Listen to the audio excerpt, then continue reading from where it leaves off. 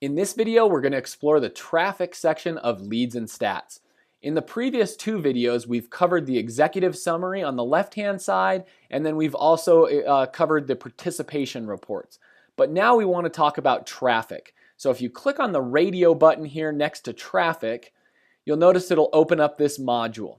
Now there's two traffic reports that we can run here, and they're designed to help you understand the effectiveness of your sales associate website as well as the effectiveness of your property listings. Inside the report, we can see the number of people that have visited your website as well as the number of people that have looked at your properties. We can also see where those visitors are coming from and what search terms they might have typed into a search engine to land on either your sales associate site or one of your listings. And it will help us analyze traffic trends and analytics over time so we can review our marketing efforts.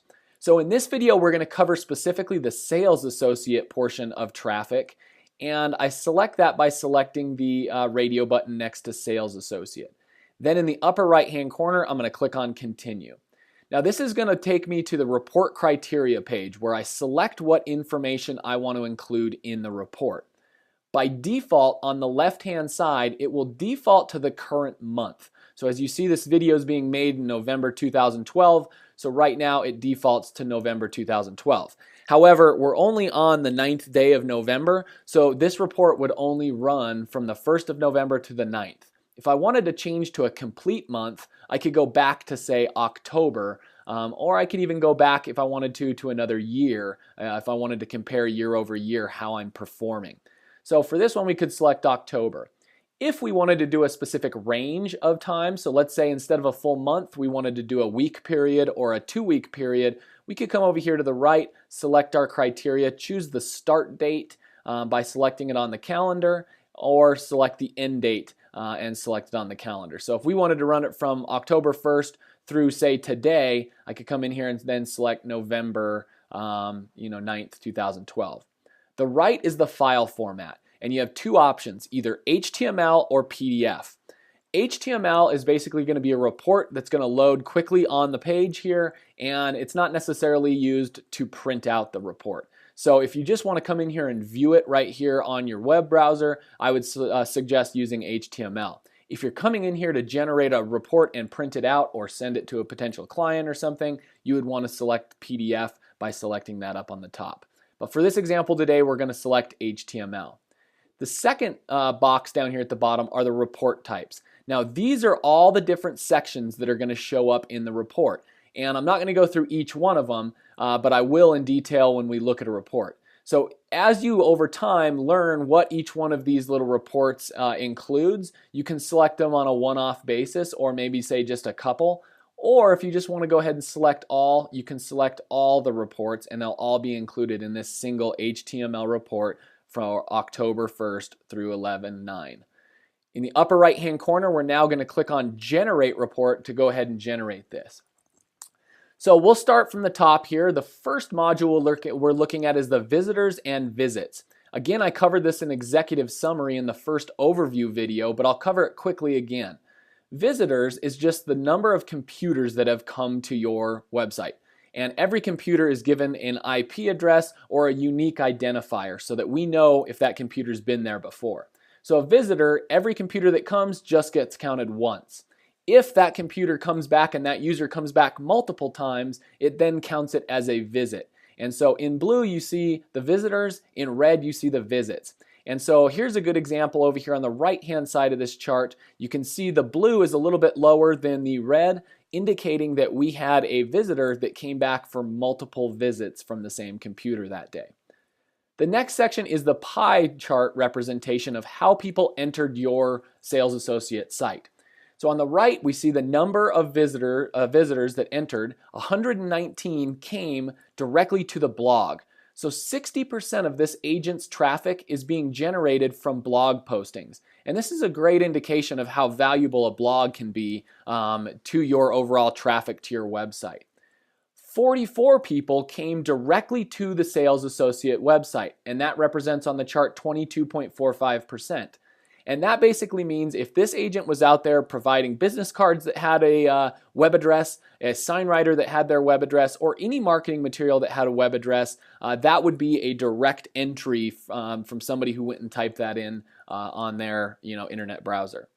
The third section is property details, and 33 people came to this agent's website after looking at a property detail. So they may have been doing a search, landed on a property, saw the agent, were intrigued, and wanted to see more about the agent and followed through to that agent's page. Okay? The next section down below here is a breakdown of the day-by-day traffic for whatever date ranges you've selected. And why this is useful is if you're running marketing campaigns, or let's say you sent out a postcard, you can tell how that postcard affected your traffic, say, that weekend. So you can see if you're having fluctuations in traffic, if it's dropping off certain days of the week, or if you're seeing large spikes on other times, you can kind of do some research to figure out what might have caused that. Was it because I was sending out a new marketing piece? Was it something I posted on social media? And so on. So this is basically just the day-by-day breakdown. On the right, you can select download data, and you can export this data to a spreadsheet so that you can easily format it on Excel, make it pretty, and provide it to potentially a new customer, explaining the values of how you use your website. The next section is total unique visitors here. And again, it's always going to show you the date range in the upper left-hand corner for what you've selected for this report. And on the right, it's going to show you a brief description that will help you understand and better explain this section to your audience, whoever you're presenting this report to. So here we're looking at new and returning visitors. We had 172 new unique visitors during that time, which represented 88% of our traffic, and 23 returning unique visitors. So outside of this date range, they may have been here before, and now they came back, and there's 23 returning unique visitors. The next section is page views, and this basically means the number of pages that somebody looked at after they came to your site.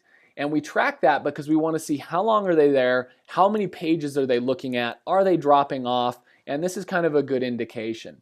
So we can see the number of page views over time along the dates, and we can actually see property page views. We know the number one reason somebody comes to a real estate website is to look at properties. And so we want to see how many people are coming to my site. Are they just looking at, say, blog content, or are they looking at other content, or are they really truly looking at a lot of properties after they come to our site?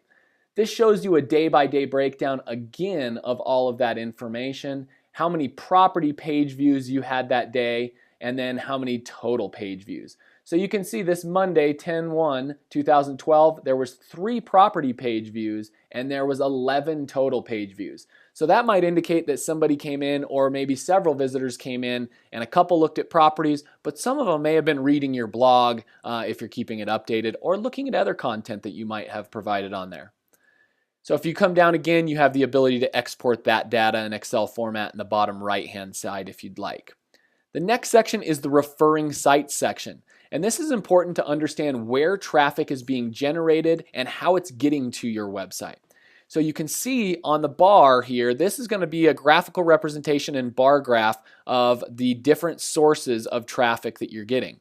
Down here is going to show you the referring site name, the percent of your total amount of visits, and then your visits right here on the right. So as you can see, Google.com traffic represents 44%. Almost half of our traffic is being generated from search engine, which is a really good indicator that this agent's doing a good job of being optimized on Google. Direct URL or bookmark essentially is somebody went and physically just typed in this sales associate's website address, or they have it bookmarked on their computer. That's also a good indicator of how well you're doing with marketing your website.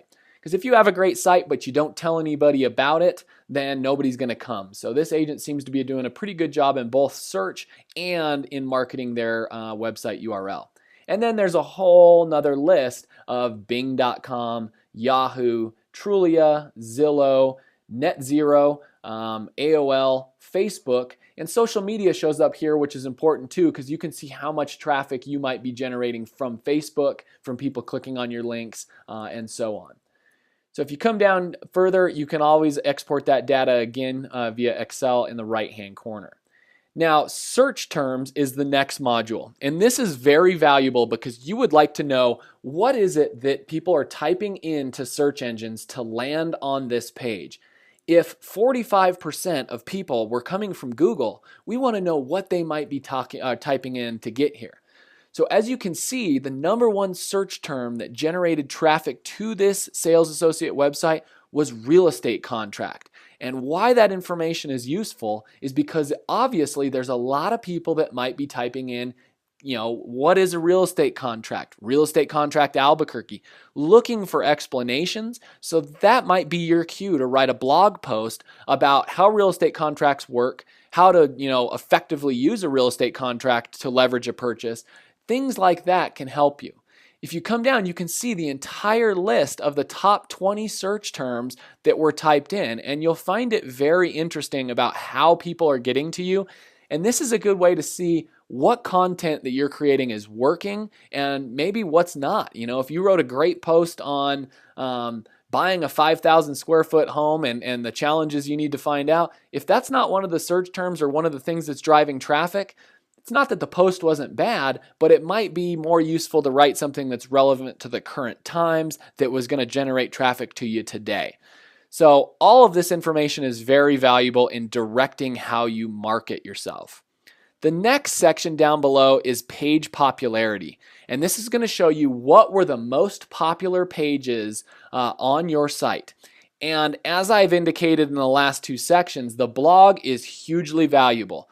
This sales associate wrote a blog called New Mexico Real Estate Contracts and Owner Financing Are Legal in New Mexico. That equated for 94 page views on this agent's website in about a month's time. So that's a great deal of traffic, and that's a great way to brand yourself as an expert because they posted relevant content and it created a whole lot of buzz. When you see the sales associate's name, that's basically just the amount of traffic that came directly into their URL. So I can see 73 people just landed directly on that page. Then you can also see what other pages people are engaging with on your sales associate website.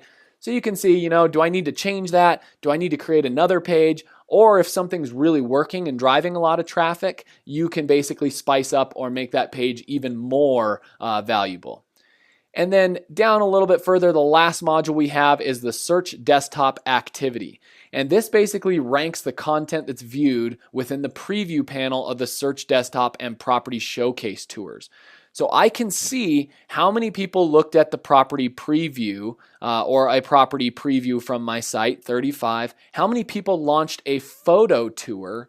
17 or 32% of my search desktop activity launched a photo tour, and how many did a little sales representative preview, meaning they looked at my little preview or little snippet, which we'll cover in the website wizard section. And then properties by traffic. This is basically going to show you your listings here, how many page views they've generated, and this isn't a replacement for the overall traffic report, which we're going to cover in the next video, but it just gives you a snapshot of how many page views were generated from each one of your property listings. So I hope this helps you understand a little bit how you can use your ColdwellBankerLegacy.com sales associate website and how you can use these analytics to help your performance over time, make yourself more relevant in online searching, and make your page a destination for more people to find out information about real estate.